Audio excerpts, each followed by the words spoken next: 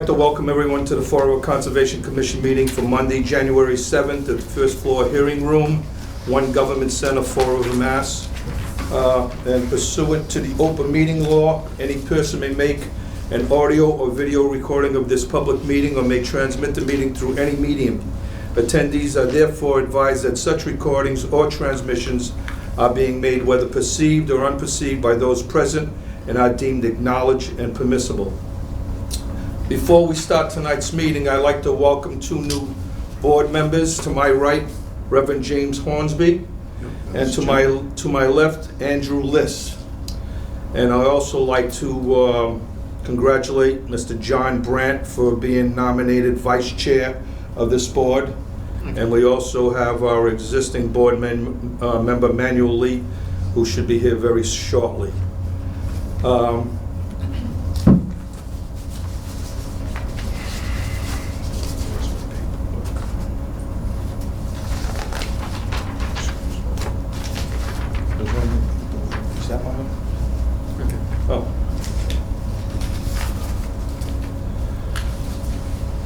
First on the agenda is the right of first refusal, Chapter 61B request, review request from Agnes Croteau regarding a removal of a portion of 2 parcels from Chapter 61B. Ms. Croteau will be selling 2 lots to the City of Fall River Water Department for conservation purposes. The 2 lots are a portion of Assessors Map W38, lots 50 and 81, formerly W3851, totaling approximately 37.58 acres. The remainder of the lots to be removed from Chapter 61B are shown on an ANR plan as Lot 1, 2 acres, and Lot 3, 2 acres. Prepared by Site Tech, dated August 29, 2018. The property address is 75 Yellow Hill Road, Fall River. Mr. Roth? Yes. As required under the chapter land, which is the folks had it under farm, forest, or agriculture, they got reduced taxes. Normally, when this is done, they want to take it out. It's because developers come and they want to build house lots or develop it. In this case, the water department and the owner have an agreement to purchase the property. This is a technicality under chapter land that it has to go in front of the planning board and the conservation commission. Normally when a developer comes in, the chapter land requires that the city get a right of first refusal before the developer gets a chance.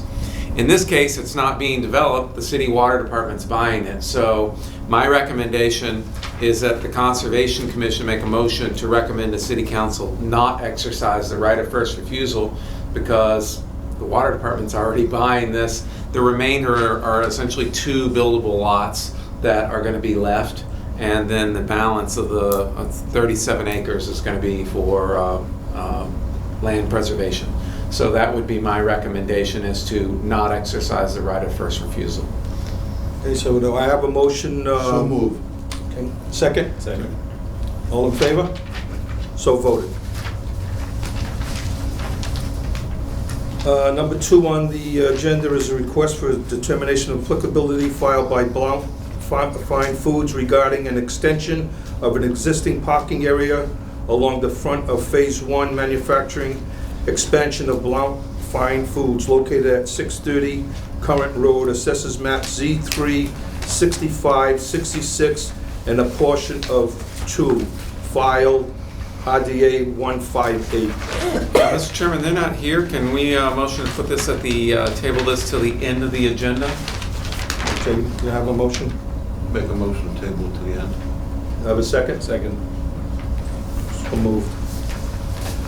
Number 3 is a notification from VHP submitted December 17, 2018 by VHP on behalf of the Mass DEP regarding waterways license approval for the South Coast Rail Project. Thank you, Mr. Chairman. This is this is just a courtesy notification regarding the waterways, and no action required by the board, and it's that you can just place it on file if you wish. What does it say, roughly? Could you summarize it briefly? It would be actually, Or you could give me a copy, and I could read it at length, but I've just, I can, we can give you a copy. It wasn't included in their Not packet. in notifications, you know? Okay, That's well, okay. we will include the notifications in the only future. because it talks about waterways. Yeah, it's the Chapter 91. Chapter 91 is a section of state law that requires, if you're doing work within areas that are waterways or filled, what they call filled tidelands, you have to get a Chapter 91 permit. South Coast Rail has certain areas that they're going to be affecting Chapter 91 areas, and this is just the DEP's file. But we'll make sure you get a copy, and we'll put these future. We also get notices. We also get notices. You'll see these throughout the Conservation Commission agendas. We'll get notices when the power companies go and they'll do tree line work. Yeah. Things that are exempt but require that they just get notifications. We'll start including this in the packet, if you would make sure. I'll make a motion to put this on file. Yep. So moved. So moved. Second? Second. All in favor? So voted. We got a request, number 4 is a request for determination of applicability filed by Kleinfelder Incorporated on behalf of Cumberland Farms regarding the installing of 2 borings and up to 2 test pits within the wetland buffer zone located at 64 Stevens Street, assessors map E27-4, file RDA 159. Is there anyone here? Right, yes. Oh, good.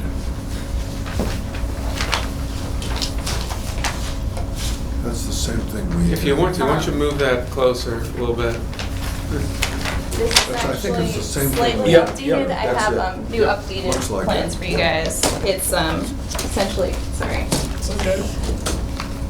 Essentially, we just removed some of the borings from the outside that you guys probably don't care that much about, but The I ad from hand the them out newspaper. anyway. Thank you. Put You that- have your ad from the newspaper? I do, yes.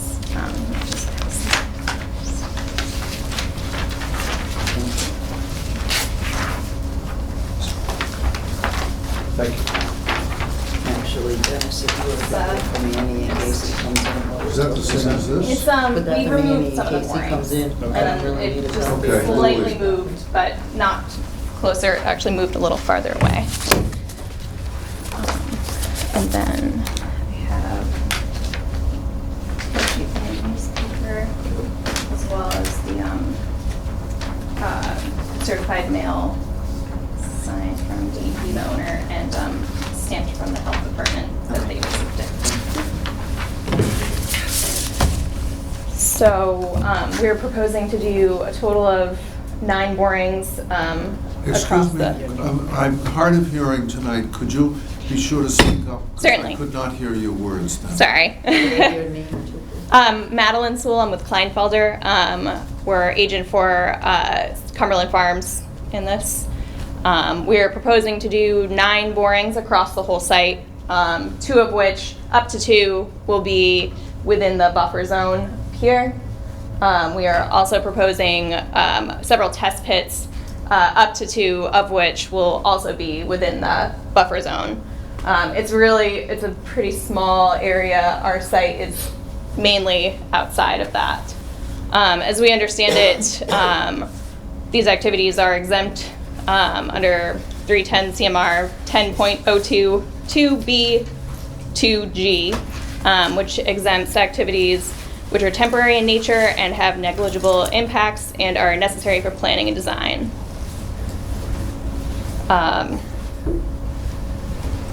That was more or less what I had. If anybody has any questions. I have some, but I'll go after the other folks. Mr. Morel? Yeah. As the representative mentioned, they're temporary in nature. This is for test pits and planning locations. An actual discussion of a potential gas station and its impacts would be done at a such time and in a manner when that's actually being proposed. That's not what's being requested here. Precisely. Some people may think, oh, that if you approve these 2 test pits, you're approving the gas station, and that's by no means. You're literally approving them to go in with a boring machine or a backhoe and dig several holes for different test pits. Because if it were the gas station, we would have a long discussion about, spill containment, location of underground tanks, and the various things. Yeah. So I did want to clarify for the audience and the TV that this is not an approval for a gas station. This is approval to dig a handful of holes. So, and it's right on the edge of the 100-foot buffer. What's your remediation once you're done with the test pit? We are proposing to complete one as a monitoring well. Install it? Yep, so that'll be like a standpipe. Right. And the rest will be backfilled. There won't be any stockpiles. Everything will be backfilled by the end of the day of whatever, the boring or the test pit. Okay. So that's the only clarification and question that I wanted to have. I do have a couple of questions. Yep. How close, there's a brook there, neighboring your parcel. A pond, I believe, is the You closest. familiar with the brook and the pond? Yes, in general. Okay. How close are you going to be boring to the brook? My understanding is that it's pretty far off our site plan here on a separate property. So this being the wetlands, actual wetlands delineation line is here. I think they're a little closer. Yeah. I'm not precisely sure. Well, the buffer is 100 feet, Yep. so that and you're going to be within the buffer, Yes. so that you'll be boring. If I've got the map right, what does the 30 feet and the 10 feet mean? Oh, those are the depths, the Those are boring the depths. depths, Yeah. not the distances. Excuse me. Yes. That's what I was. Sorry about that. What they're proposing is to put a test well. and You're right. basically- I know what they're Yeah, okay. proposing, but I just, So basically, that's, they're allowed to go in that area. Right. There's not going to be any disturbance of any vegetation or. right, but this is after 2 meetings, I now have discovered 3 brooks, all of which we've put underground in various spots. I mean, it's just absolutely amazing to me. In 2 months, discovered 3 brooks that I never knew existed. And so that I'm going to be very careful on this, and I think we all should be, because it's a wetlands area that is in an area that's rapidly being developed. There are a whole bunch of houses right near it that Mr. Kafori built, and it's right across, of course, from Walmart. But I don't see any reason not to bore, and I gather you're going to find out what's there, the ledge, and if Yeah. there is any, and all that sort of stuff. Yeah, Kinds yeah, of it's gravel and kinds of things underground. Precisely. Fine, but thank you. Any other questions? Is there anybody in the audience that has any? No, we all set. We're All set. satisfied, thank you. So can I get a motion for a negative determination for this site? Make a motion to negative. For a negative determination? Yes, that's Yes, what it that's is. what it's called. Negative determination. That means they do not need to go get an NOI and go any further for this. They'll come in for an NOI once they present their plan, if they're gonna move forward on this. But so that they would still come back to this commission before they put in a full-scale gas Correct, Correct. station in that neighborhood. correct. If the project, they may design it to stay outside of the buffer. If they design a project to stay outside of the buffer, then it would not come to the commission. Would it come to any other city agency? Yeah, it would come to, well, there's nothing there, it's vacant land, correct? Planning. There's a small building. Yeah, it's a but you former would tear bank. it down. It would come through the site plan review, which is community utilities, planning, and engineering and building. Was that a public hearing or? No, it is not. So they may, a future project, if it stays out, if they avoid the buffer, which is the goal, might not come Right. through, might not come through the Conservation Commission. Okay, it's not a lot of buffer. Need a second? A negative, did you, second? All in favor? So voted. Aye. Thank you very much. Thank you. Number 5 on the agenda is a request for a determination of applicability filed by VHB on behalf of Mass DEP regarding upgrades to stormwater management systems along the roadway shoulders and on and off ramps. Mass DOT is proposing to construct 12 infiltration swales and 7 infiltration basins. Two infiltration basins are located within the 100-foot buffer zone to bordering vegetated wetland and located at I-195 routes 24 and 79 road right-of-way, file number RDA 160. Do you have your action? No. Is that, It was placed in the Herald News, correct? I think Mass DOT is exempt from that. Mass DOT, I know they have different views about local regulations and bylaws. Now, we can get all into the case study, but I know they prefer not to follow local bylaws. Yeah, they're exempt from all of those. We try to adhere to all of them, but they don't place the local ads.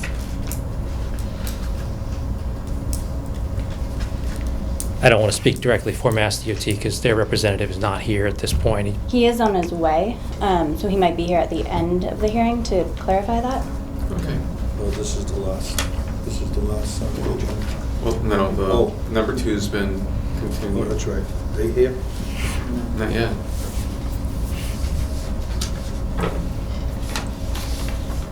Why don't you kind of go on forward? Okay, cool. Hi, Happy New Year's. I'm Jill Bombach. I'm with VHB on behalf of Mass DOT, and this is Jay. I don't know how. Quattrocki. Quattrocki. Yeah, it's a mouthful. Also with VHB. So Mass DOT has been doing a statewide initiative to help clean up the impaired waters around the state. They have been installing stormwater best management practices along their highways. The goal is to infiltrate the stormwater and to naturally treat it through groundwater recharge before it reaches the impaired waters throughout the state. This project is one of the Mass DOT impaired waters projects. This one is to treat water going to the Taunton River. This is located in Fall River. We have 3 specific project locations. One that is 0.6 miles at the Route 79 and 24 crosses, a quarter-mile section at Route 79, and then a quarter-mile section at Route 195, Interstate 195. As stated, we are doing 12 infiltration swales and 7 infiltration basins along the area, 2 of which are within your jurisdiction because we are in the buffer zones. So this is right here, the Route 24 and 79 intersection. Infiltration Basin 13 is the first one, which is in the buffer zone. And then our second location is Infiltration Basin 14, which is along Route 79 as it kind of abuts the Taunton River.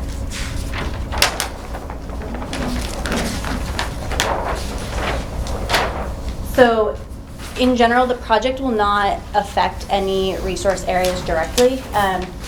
This is Route 24 here, northbound and southbound. This is our proposed Infiltration Basin 13.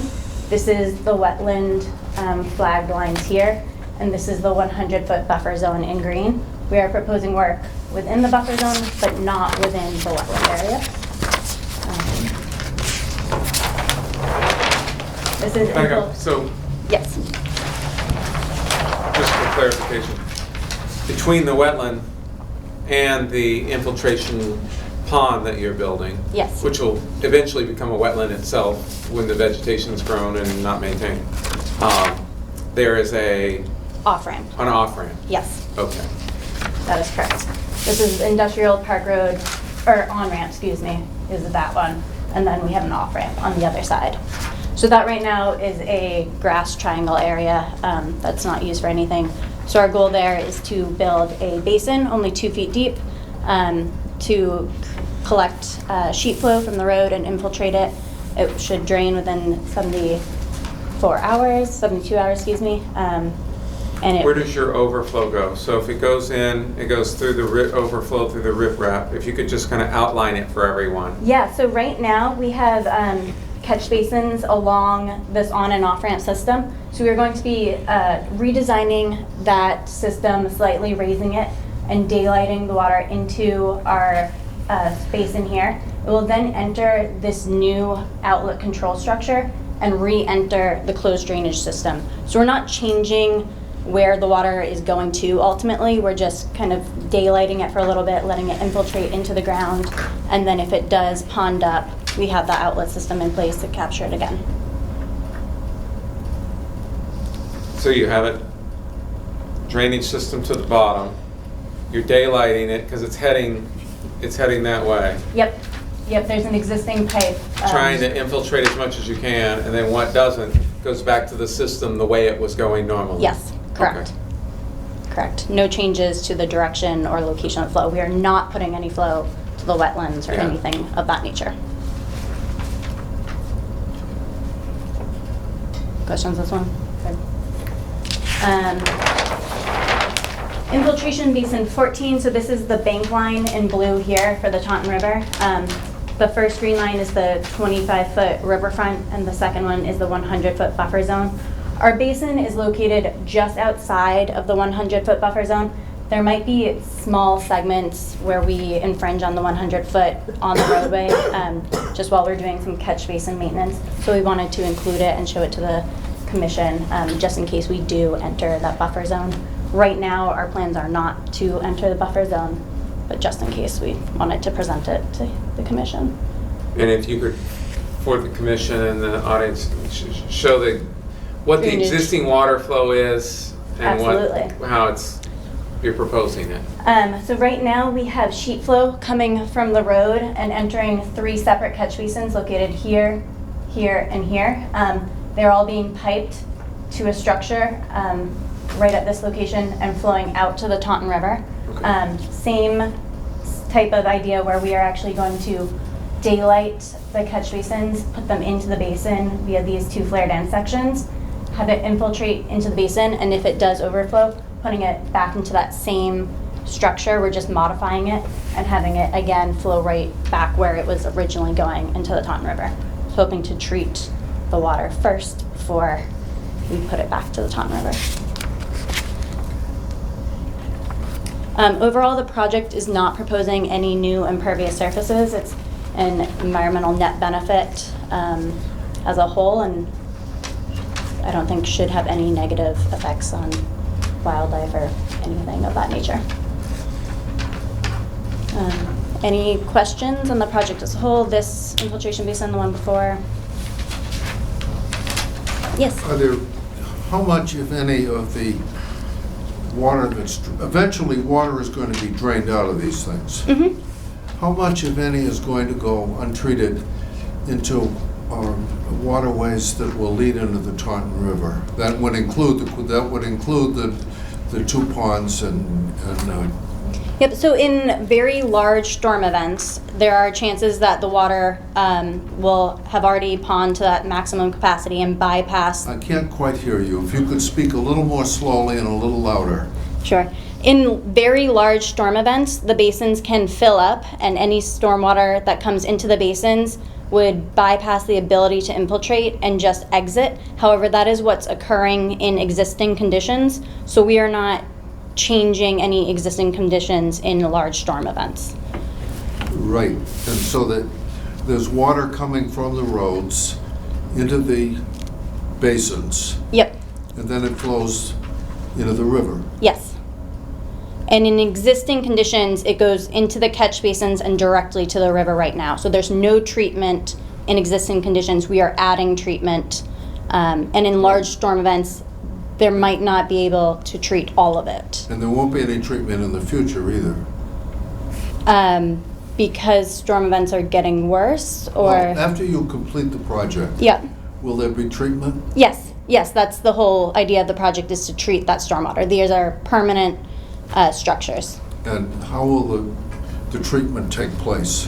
Through groundwater recharge. So the stormwater will infiltrate through the bottom of the basins, and it will naturally treat the pollutants that are coming off the roadway and eventually make its way underground to the rivers.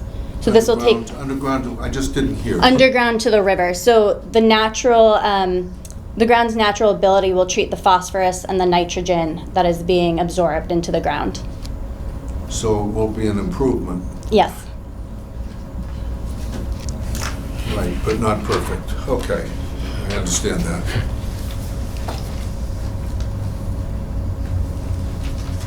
Any other questions? We've reviewed, staff has reviewed it. We think that it's a net improvement, the overall project and what they want to do. Currently, as she stated, all the water in the the original highway designs, you put it in a pipe and you push it right to the river. We've been good at that in Fall River. Well, actually, we've been good at that across the entire United States through the Yeah. Federal Highway Department interstate program. But I think this is a really good novel approach that they're looking at taking. You know, re-diverting the water, putting it through the swales, infiltrating the natural vegetation will, you know, Mother Nature provides the best filter anyway, and then discharging it back and through groundwater and even overflow. So we're recommending this is a huge benefit for the cleaning water and for the watershed, and would recommend a negative determination. Have a motion? Make a motion for negative determination. Well, second his. Second. All in favor? So voted. Thank you. Thank you very you. much. Absolutely. Yeah.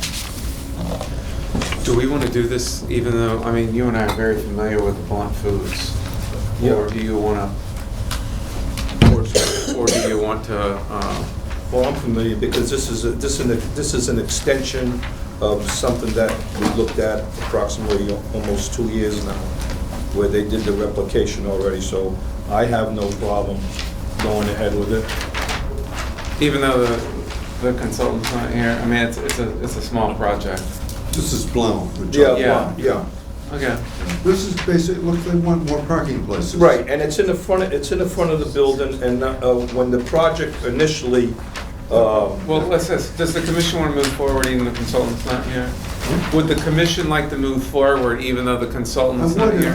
I think so. I just Okay, double check. it's a minor project. Right, I drove by there, it looks like they need more parking places. Yeah. Right. I wanted to be sure I had the right, you agreed with me, so that was what it was. right, exactly. That's all. Okay.